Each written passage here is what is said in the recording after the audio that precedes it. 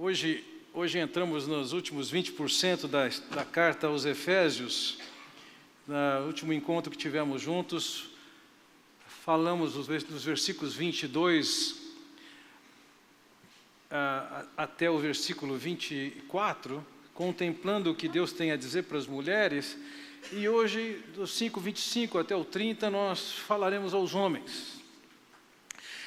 Mas antes de olhar com vocês para o texto de Efésios, eu queria chamar a sua atenção para um texto de Paulo, quando escreve a Timóteo. Ele diz o seguinte: os homens serão egoístas, avarentos, presunçosos, arrogantes, blasfemos, desobedientes aos pais, ingratos, ímpios, sem amor pela família, irreconciliáveis, caluniadores, sem domínio próprio, cruéis, inimigos do bem, traidores, precipitados, soberbos, mais amantes dos prazeres do que amigos de Deus. Vejam, Paulo descreve aqui o que os homens serão. Ele está falando no seu tempo dos homens do futuro. E quando eu olho para essa lista, particularmente quando eu olho egoístas, avarentos, desobedientes aos pais, sem amor pela família, irreconciliáveis, sem domínio próprio, cruéis, traidores, mais amantes dos prazeres do que amigos de Deus, eu falo assim, chegou o tempo. Esse texto descreve muito do que é ser homem nos nossos dias. Quando eu olho para esse quadro de Paulo, escrevendo a Timóteo há 2000 anos, eu olho para isso e chego à conclusão, chegou o tempo. Nós vivemos em tempos em que a masculinidade tem sido alvo de chacota, de sátira, de riso.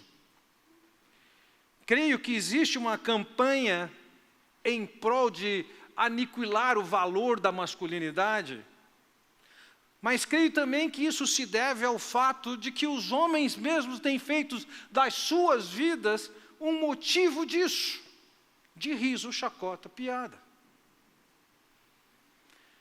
Acompanhado com isso, o que nós vemos é que os lares são lugares absolutamente inseguros. Que segurança uma criança tem hoje de que seu lar vai se manter íntegro e ela vai se sentir segura?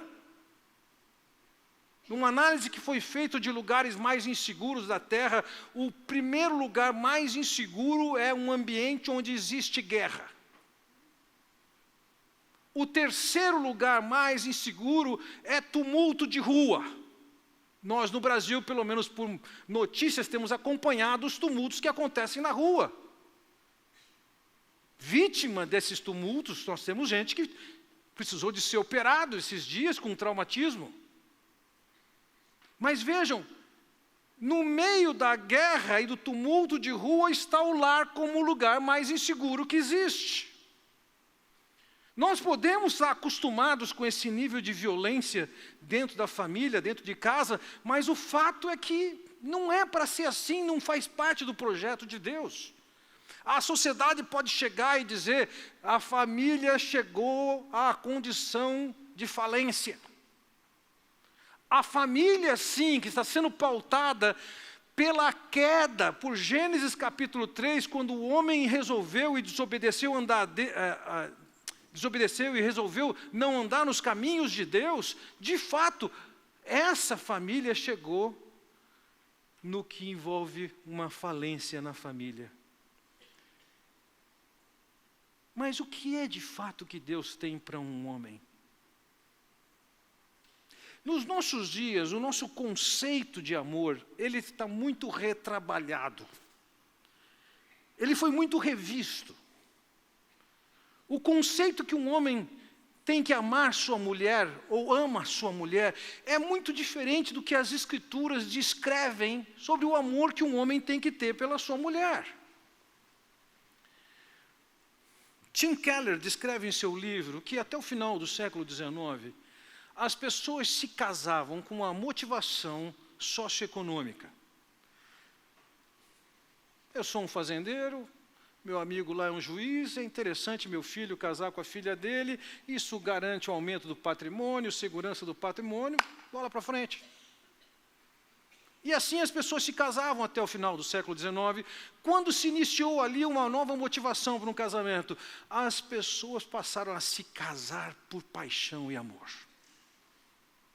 E segundo ele, esse princípio de se casar por paixão e amor durou até o final do século XX. E a partir dali começou a ser o grande elemento que pauta um casamento, é a atração e o interesse sexual. Então, se há um interesse sexual, está valendo. Se não há, cancela o casamento e começa um novo relacionamento. É assim que nós estamos vivendo. E enquanto um casamento for dirigido, determinado, estabelecido, seja por razões socioeconômicas, seja por paixão, ou seja por sexo, ele não está sendo um casamento.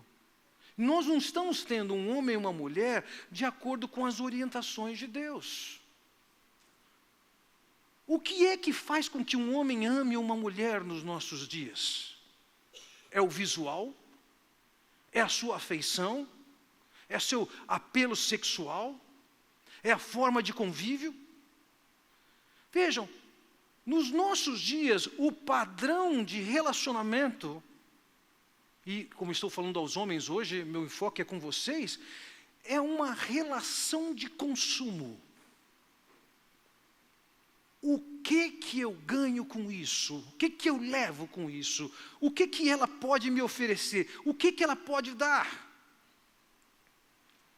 Agora vejam, já no início da carta aos Efésios, Paulo já descreveu que nós fomos resgatados por Cristo desta sociedade que não anda de acordo com a orientação de Deus.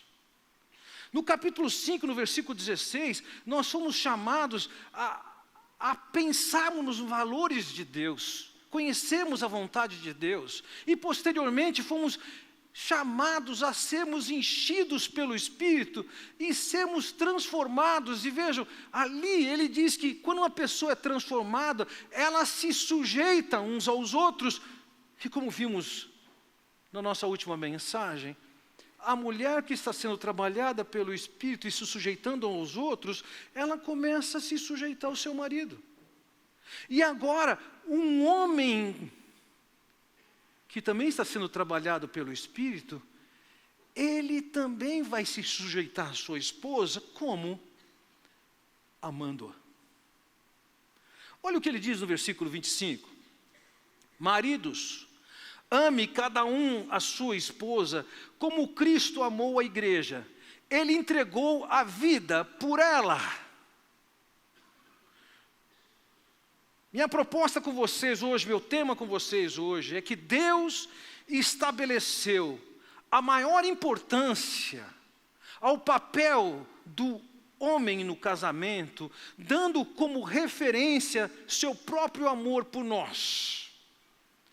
De onde eu estou tirando essa ideia de maior importância?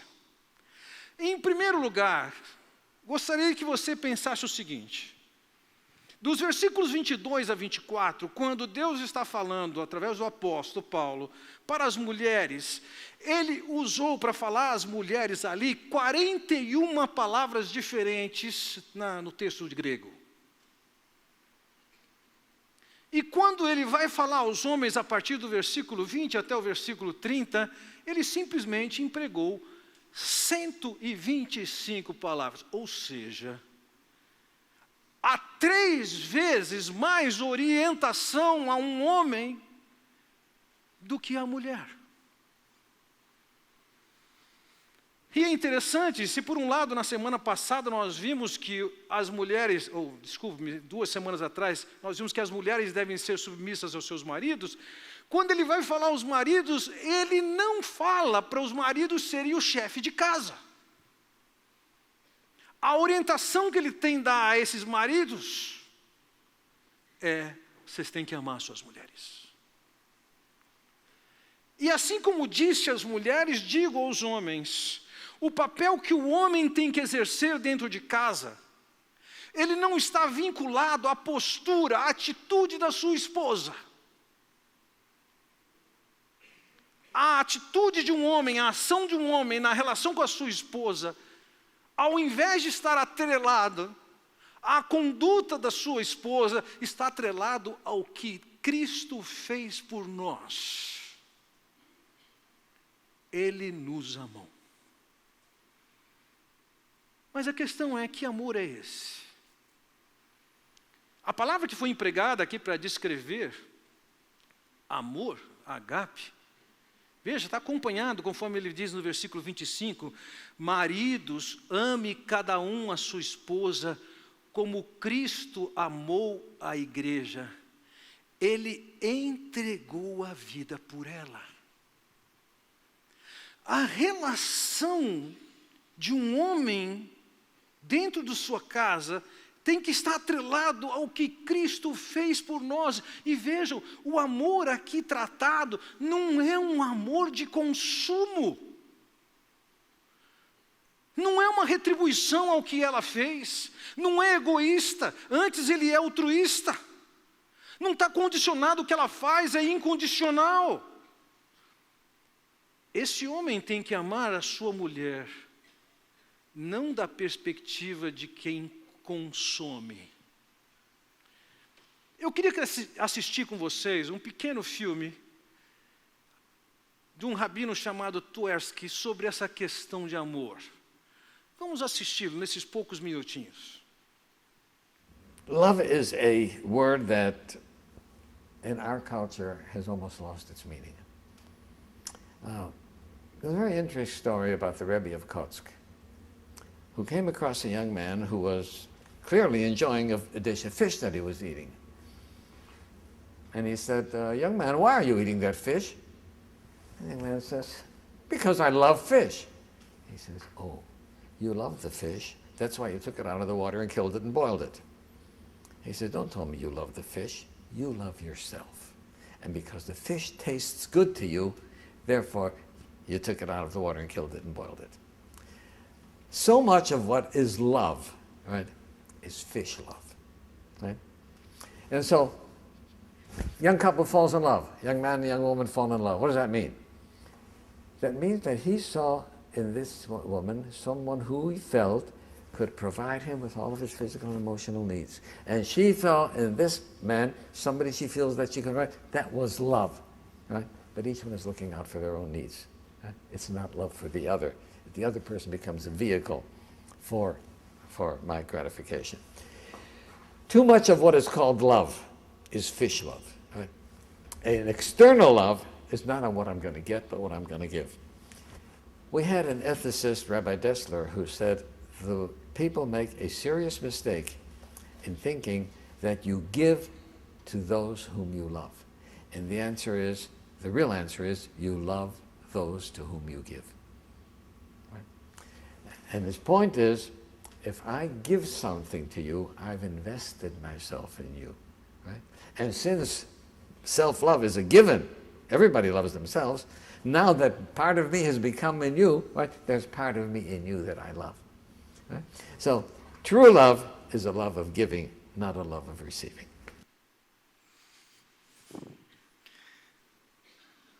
Pode parecer sutil a diferença, mas ela é enorme. O amor verdadeiro, tal como é apresentado do Senhor Jesus Cristo, ele não tira, ele se entrega, ele dá, ele não saca, ele investe. Vejam, maridos, ame cada um a sua esposa, como Cristo amou a igreja, ele entregou a vida por ela. Então, esse amor de que ele trata aqui, é um amor que não é egoísta, como eu disse, é altruísta. Ele não está pensando em si mesmo, está pensando no outro. Ele não está reagindo ao que o outro faz, na verdade ele está provocando reações. Ele é um traço do caráter de Deus, porque não depende do ambiente, ele existe antes do ambiente poder agir ou reagir. Ele não é emocional, ele não é automático, ele se entregou a ela. Como? As marcas do amor de Deus por nós devem ser reproduzidas no Filho de Deus por sua esposa. Vejam. Ele já disse claramente que os maridos têm que amar as suas esposas como Cristo nos amou. A questão é, como é que é descrito esse amor de Deus por nós, de Cristo por nós, e o que é que nós podemos aprender para assimilar e colocar no nosso padrão de amor hoje? Eu quero apresentar para vocês hoje 3 marcas desse amor. A primeira marca é a marca de que Cristo, quando amou, Ele santificou a sua igreja. Veja o que ele diz. Versículo 25. Maridos, ame cada um a sua esposa, como Cristo amou a igreja.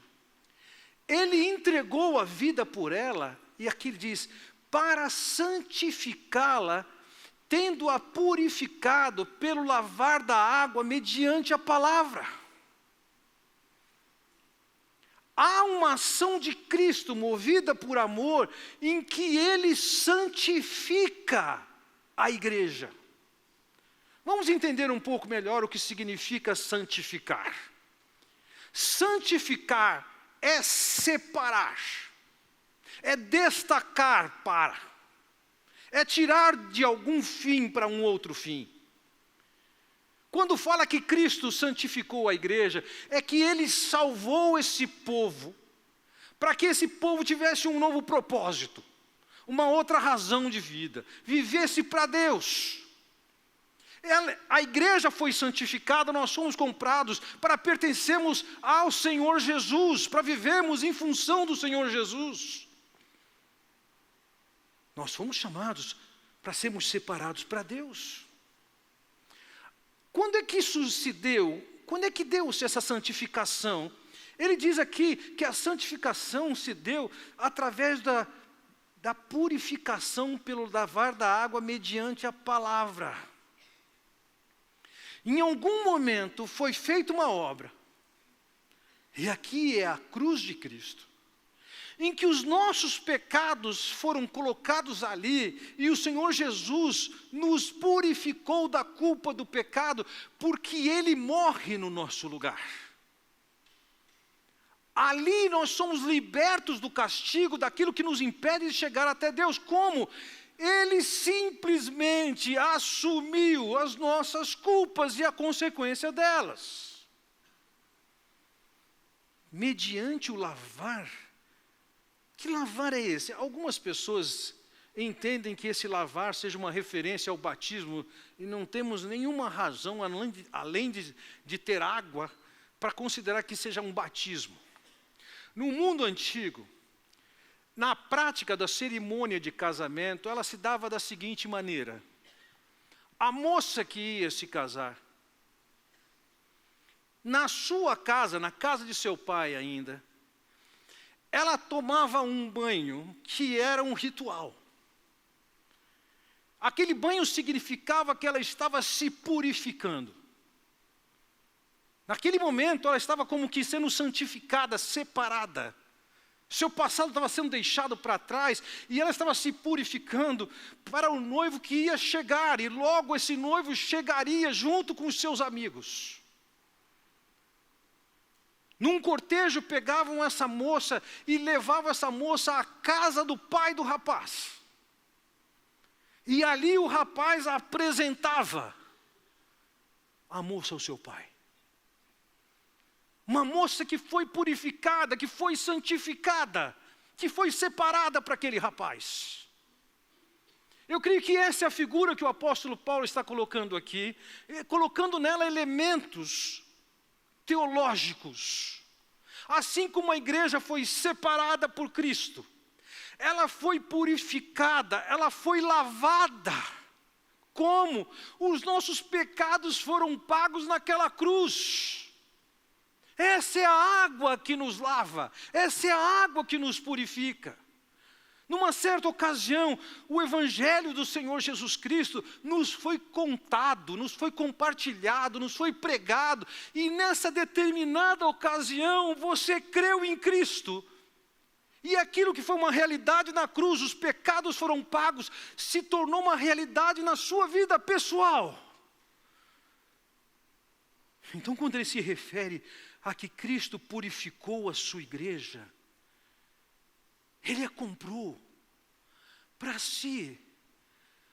Homens, eu gostaria que você tivesse em mente, e isso já é um bom começo, você pensar que a mulher com quem você casou, ela não é sua propriedade, ela é propriedade do Senhor Jesus Cristo. Ele a comprou, foi Ele que tirou a culpa dela, como Ele tirou a sua culpa. Então, se temos noção do valor que a sua mulher tem para Deus,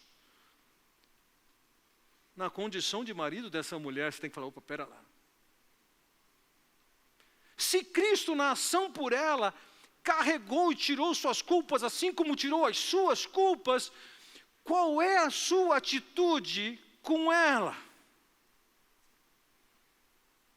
O que você tem feito com as culpas da sua esposa?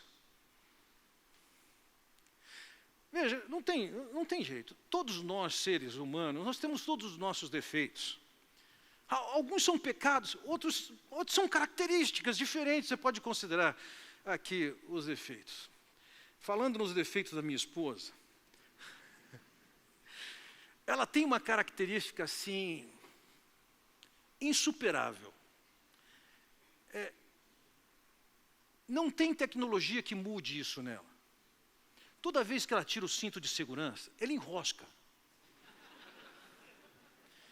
Eu pergunto para ela assim, como é que você tirou o cinto? Eu falei, só tirei e soltei. Eu falei, não, quando tira e solta, é assim que eu faço e cai certo. Como é que você consegue fazer com que ele trave aqui? Eu já pensei em vender serviço para a Toyota, essas empresas, para fazerem teste com a minha esposa sobre o cinto de segurança. Não sei se vai dar certo. Mas veja, como é fácil, com uma diferençazinha desse tipo, casais brigarem.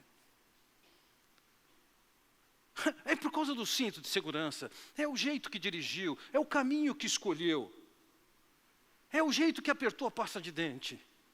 Sabe, até onde não tem culpa, a gente começa a culpar os outros. E é importante nós, maridos, lembrarmos o seguinte, se nós temos que amar como Cristo amou, o nosso papel não é achar culpa nelas, é purificá-las, é perdoá-las. Por acaso já aconteceu com você alguma vez, de você no meio de uma conversa, já que você é bom de conversa, você passou para a sua esposa uma culpa que é sua, você manipulou as coisas, e você conseguiu fazer com que ela se sentisse culpada? Quantos homens aqui já fizeram isso antes? Tem alguns honestos aqui. Veja, amar a esposa não é ser hábil em colocar culpa nela.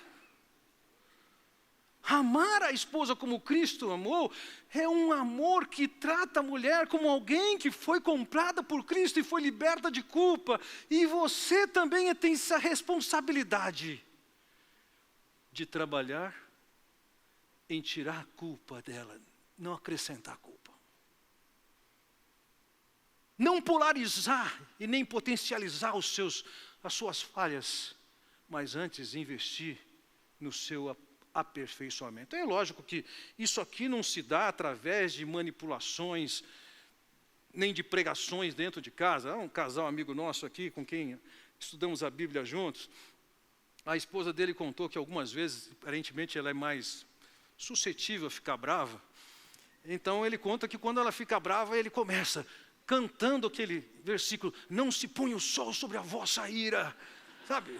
E isso não vai ajudar muito no aperfeiçoamento da sua esposa.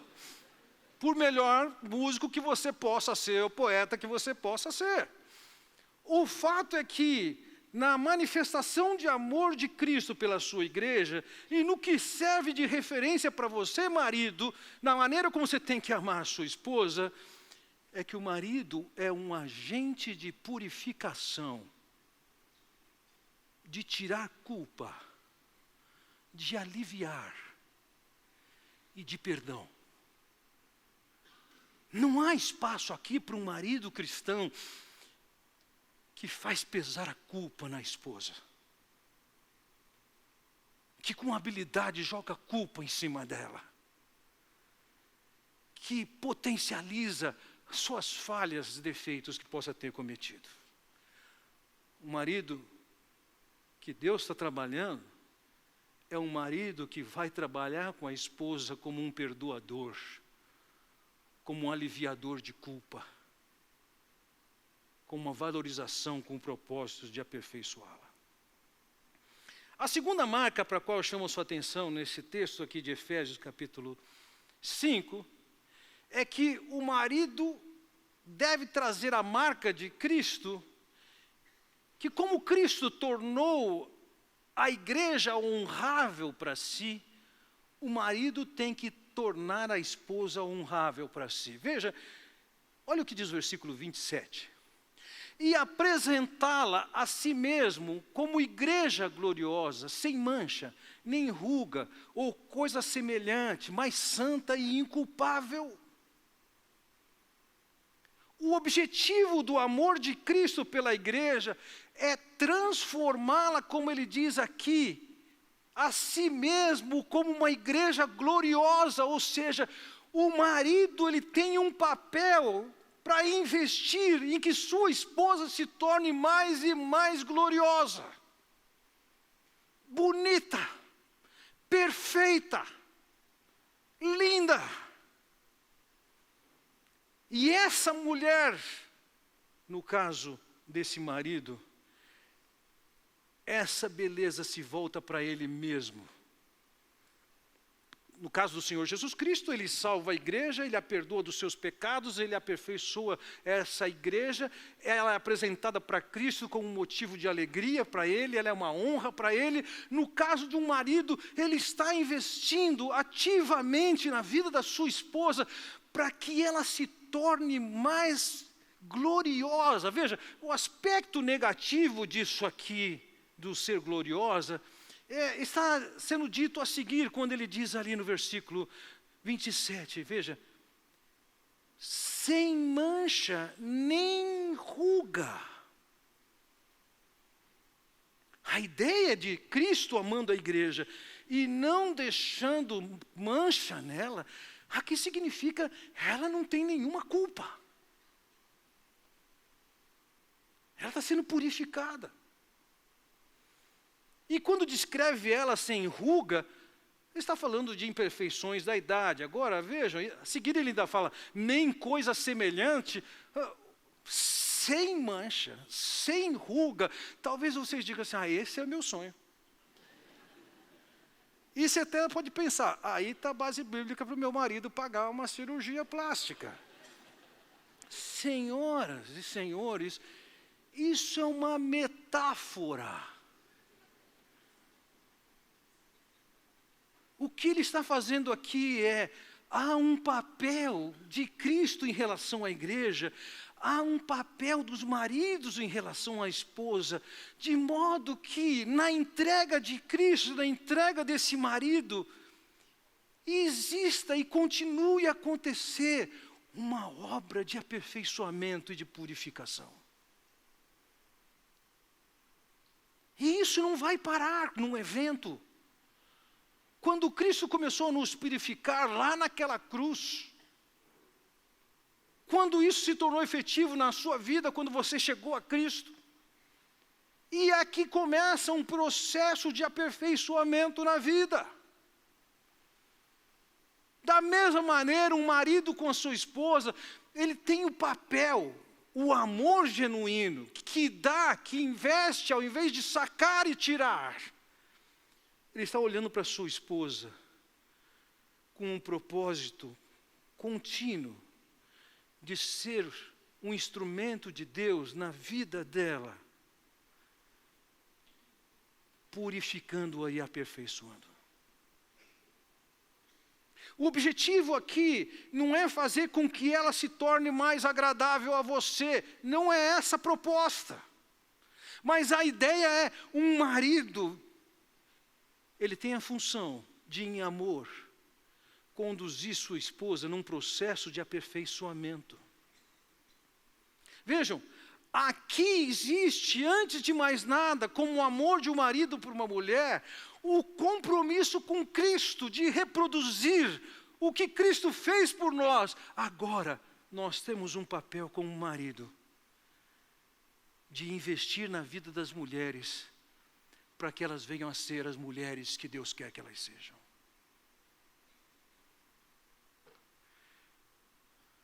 Eu já tenho visto, com muita tristeza, muitas separações conjugais.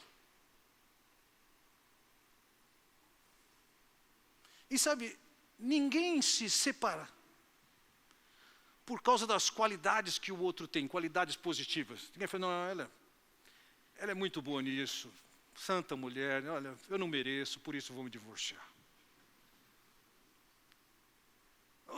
A razão sempre é, eu não encontro nela as qualidades que eu quero, que eu preciso. E eu tenho o direito de ser feliz e encontrar em outra pessoa. Entendamos isso. As limitações, as falhas, os defeitos da sua esposa são os motivos pelo qual você está casado com ela. Assim como Cristo chamou você para purificá-lo e aperfeiçoá-lo, você em casa tem uma tarefa sacerdotal de ser um instrumento de purificação, de aperfeiçoamento, de embelezamento da sua esposa diante de Deus. Não é essa relação de o que me serve, o que eu posso sacar, o que me concede, mas como eu me entrego e o que eu faço para que ela seja a mulher que Deus quer que ela seja. Em última análise, os defeitos da esposa que normalmente levam maridos a deixá-las são um motivo porque você deve estar dentro de casa e aperfeiçoar suas esposas, tornando-a cada vez mais honráveis. O amor de Cristo torna a esposa mais honrável. A terceira marca que eu quero chamar a sua atenção aqui é a marca de que Cristo, amando a igreja, Ele cuida e Ele aquece a igreja. Veja, eu estou me referindo aqui aos versículos 29 em diante, também o versículo 28, mas vamos começar com o versículo 29 em que ele diz: além do mais, ninguém jamais odiou o seu próprio corpo, antes o alimenta e dele cuida, como também Cristo faz com a igreja, pois somos membros do seu corpo. Veja, ele empregou uma figura aqui, uma nova figura, uma nova metáfora para descrever esse relacionamento, essa questão de amar o próprio corpo. Algumas pessoas olham para essa passagem e imaginam e inventam uma coisa que a passagem não está dizendo, que antes de amar a esposa, a gente tem que amar a nós mesmos. E que então haveria um mandamento aqui, prévio, que é o amar a si mesmo. Não, não é isso que o texto está dizendo, que nós temos que amar a nós mesmos. O que ele está dizendo aqui é que nós amamos o próprio corpo. Então ele não está ensinando a autoestima, ele está pressupondo que ela já existe. Como recentemente estava conversando com uma garota de 5, 6 anos, e estava conversando com ela e estava falando para ela que existe alguém que sabe todas as coisas. Ele pode fazer todas as coisas. Eu perguntei para ela, você sabe quem é? Eu falei assim, não. Você sabe quem é? Ela falou, é o papai. Eu falei, não, é alguém que sabe mais que seu pai, que pode mais do que seu pai. Você sabe quem é? Ela falou assim, eu. Autoestima fantástica.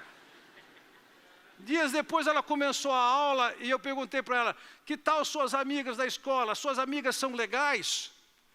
Ela falou assim, são legais, muito legais. Ela falou, muito legais. Eu falei assim, escuta, tem alguma amiga sua que é tão legal quanto você? Ela falou, não, nenhuma. Isso é que eu chamo de autoestima. Orgulho. Vejam, há uma pressuposição aqui quando ele vai falar sobre amor. Ele reconhece que nós já temos amor pelo próprio corpo. Nós cuidamos dele. É uma realidade. É por que nós amamos a nós mesmos, é que nós tiramos o peixe da água, matamos o peixe, colocamos ele na água quente e comemos.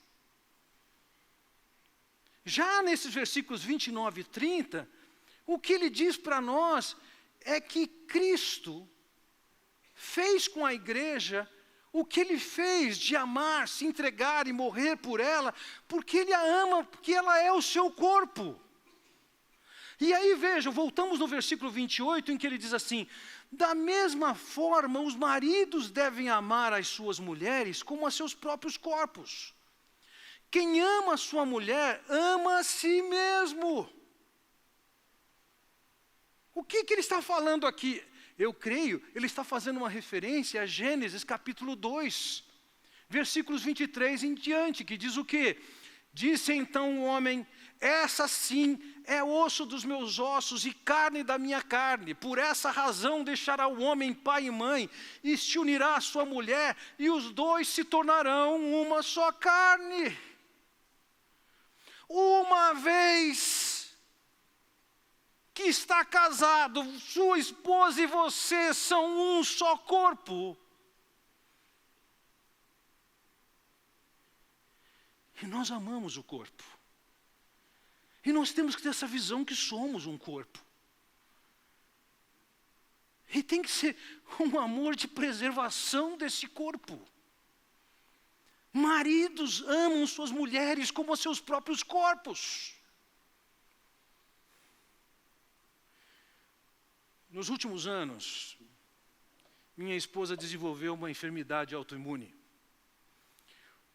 O que tem colocado para ela uma série de limites. E claro, esses limites também me afetam e me atingem. E em alguns momentos, tratando com a realidade das limitações que a enfermidade lhe traz, em alguns momentos minha esposa me disse, eu estou te atrapalhando.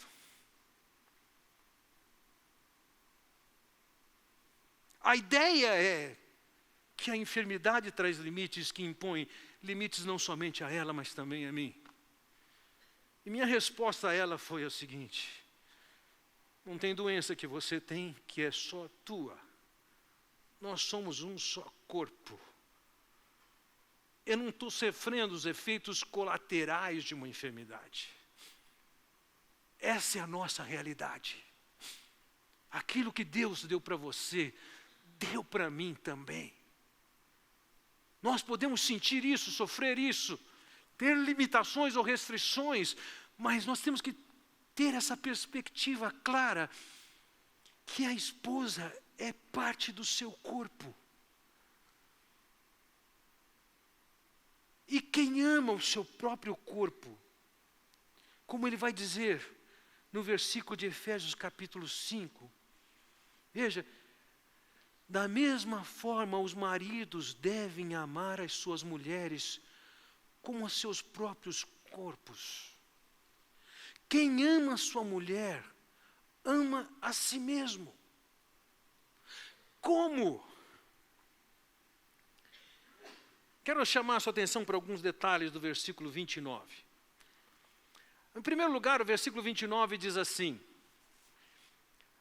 além do mais, ninguém jamais odiou o seu próprio corpo, antes o alimenta. Eu quero focalizar com vocês nesse momento, essa palavra, esse verbo que foi traduzido para o português para alimentar.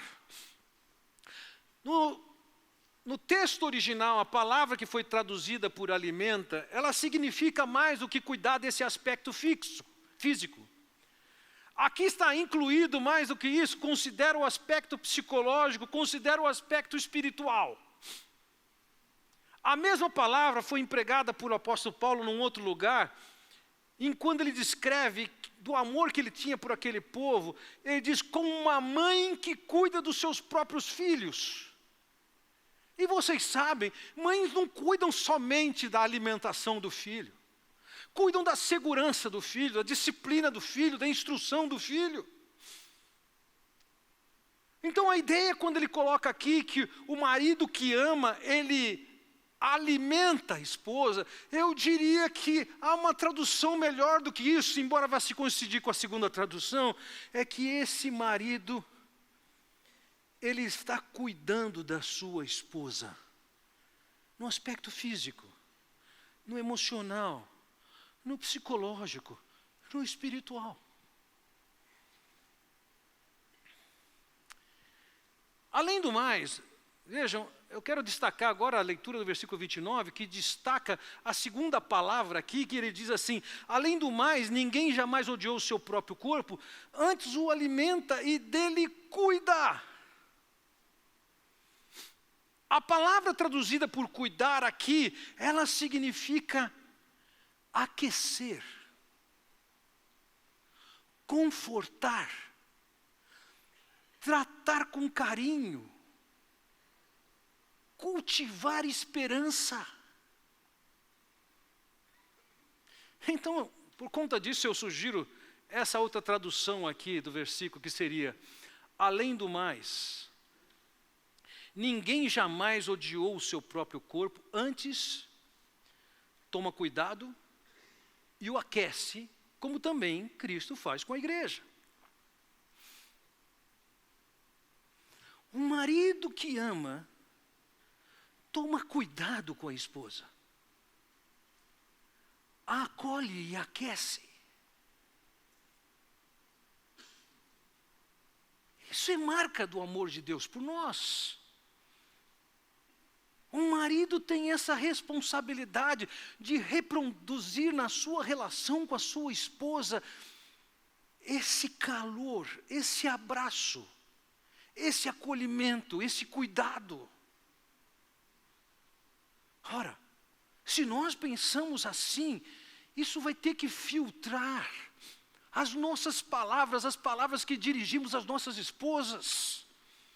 Elas estão transmitindo exatamente isso, cuidado, acolhimento, calor, afeto. Ou as nossas palavras estão dando gelada, penetrando, ferindo, destruindo. Não há espaço para alguém que está sendo trabalhado por Deus tratar com sua esposa de uma maneira que seja diferente disso.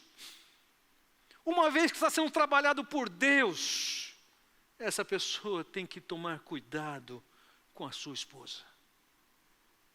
Tem que abraçá-la, acolhê-la, aquecê-la. E sabe, na medida que as limitações aparecem, sejam elas emocionais, sejam elas mentais, sejam elas intelectuais, sejam elas emocionais, maridos, homens que andam segundo Deus, não se livram das mulheres.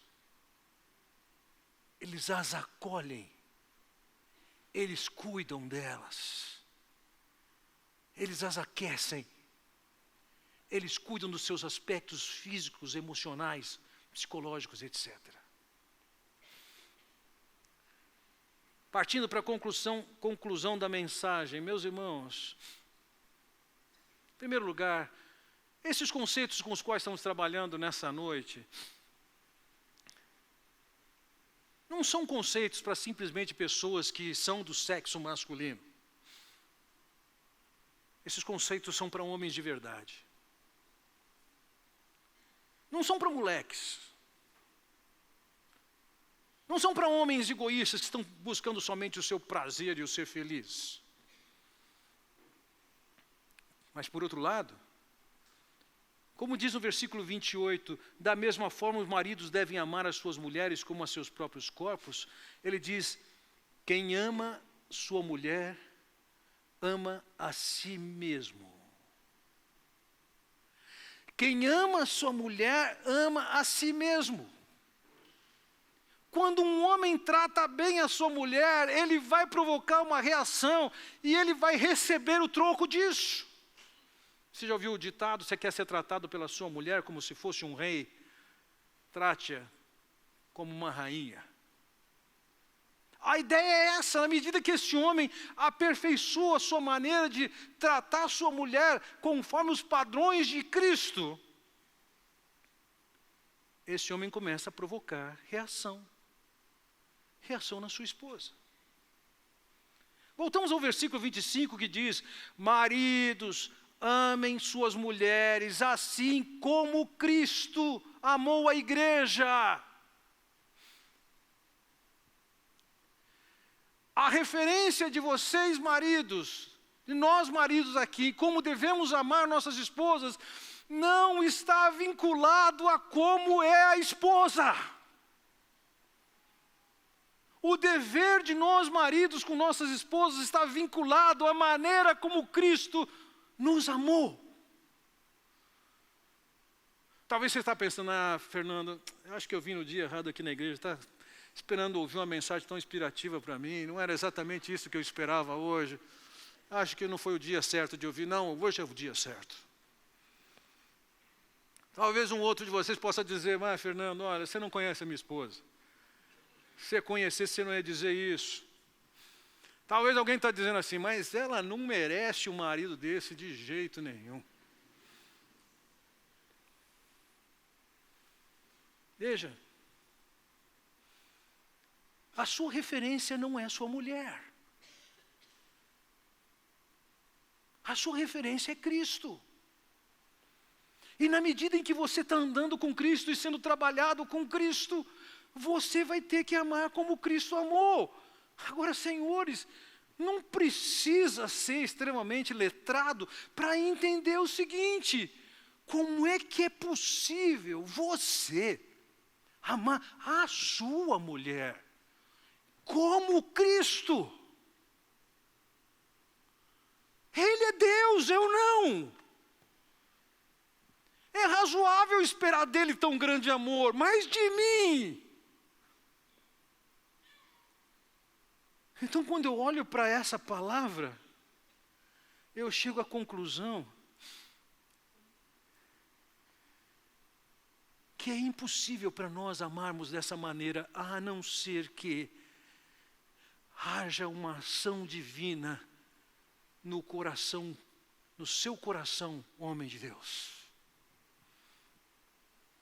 Que vai amar não como se ama peixe, mas vai amar como Cristo amou. Vamos entender aqui, lembrar que, tanto quanto hoje, provavelmente até pior, o ambiente em que Paulo viveu e escreveu essa carta, ele era muito mais agressivo e hostil com as mulheres. Por exemplo, há um texto de Marcius Cato, um estadista do 2º século antes de Cristo, ou seja, lá pelos anos 100 antes de Cristo, ele escreveu o seguinte: se você pegar a sua mulher em ato de infidelidade, você pode matá-la sem ir a julgamento. Porém, se ela pegar você em adultério, ela não deve se aventurar em colocar um dedo em você. Ela não tem direitos.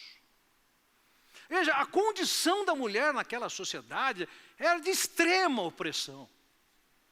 E Paulo não seguiu a agenda, o padrão, a cultura daquela época. Ele estabeleceu um contraste: maridos, vocês têm que amar como Cristo amou a igreja. Ele se entregou, ele a perdoou, ele tirou a sua culpa, ele a purificou, ele a tornou honrosa, ele cuida dessa igreja, ele a aquece, a acolhe, a abraça. E agora vocês, maridos, são os agentes de Deus em casa. Como é possível isso?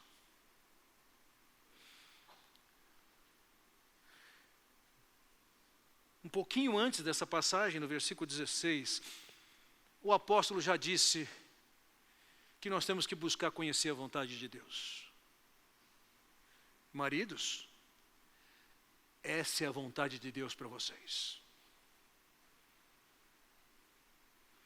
Então no versículo 18 ele disse: não se embriaguem com vinho que leva à libertinagem, mas deixem-se encher pelo Espírito. Um marido que está sendo trabalhado pelo Espírito de Deus, ele vai acabar alcançando o que ele vai dizer no versículo 21, sujeitem-se uns aos outros por temor de Cristo. Um homem que está sendo trabalhado por Deus, ele vai ter uma postura de submissão às pessoas, de serviço às pessoas, e em particular com sua esposa. Essa sujeição, esse serviço, reflete num amor igual ao do Senhor Jesus Cristo. Então, o que nos é impossível amar, porque é um amor divino, nos é possível pela ação do Espírito Santo nas nossas vidas. É Ele quem capacita. Então aqui nós encontramos, meus irmãos, uma ordem de um amor tão maior do que nós. Um exemplo de amor do Senhor Jesus Cristo, tão maior do que nós. E aqui estamos nós, homens, tão pequenos, corrompidos, limitados, egoístas, que amam como amam a peixe, que precisam ser transformados por Deus. Você quer maior motivo de oração do que você se tornar essa pessoa?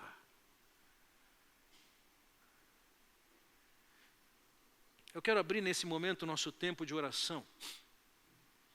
E naturalmente eu quero me colocar e focalizar com vocês hoje, orar pelos homens que estão nessa comunidade. Talvez você, mulher, esteja aqui sozinha, seu marido não está aqui presente. Focalize no seu marido. Eu quero que vocês se lembrem aqui dos seus filhos homens.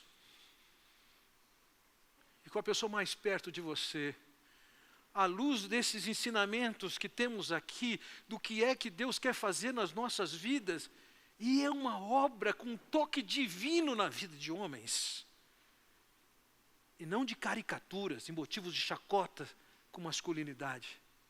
Eu queria que vocês agora orassem, mulher pelo seu marido, pelos seus filhos. Vamos ter um tempinho de oração, orando para que Deus faça de nós o que nós temos que ser.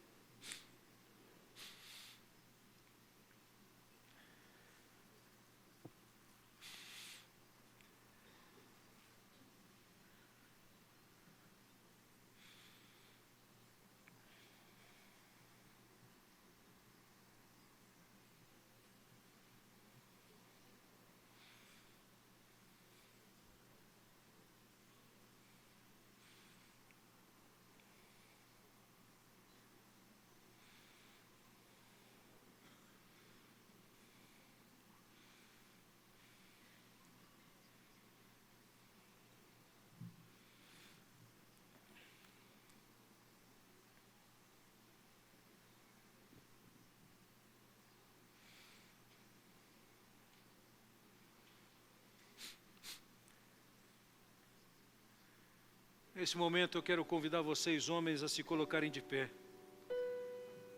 Eu gostaria de orar por vocês.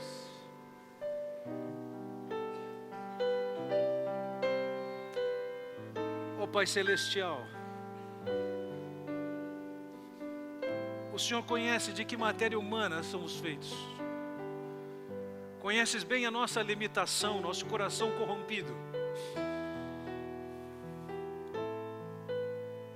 Nós podemos até admirar o Teu amor por nós, mas tantas vezes nosso coração, tão manchado pelo pecado, pelo nosso egoísmo, pelo nosso orgulho, nós preferimos ser amados do que amar como o Senhor nos amou. Mas, Pai Celestial, eu oro pelos meus irmãos e por mim aqui agora, pedindo-te que o Senhor nos transforme,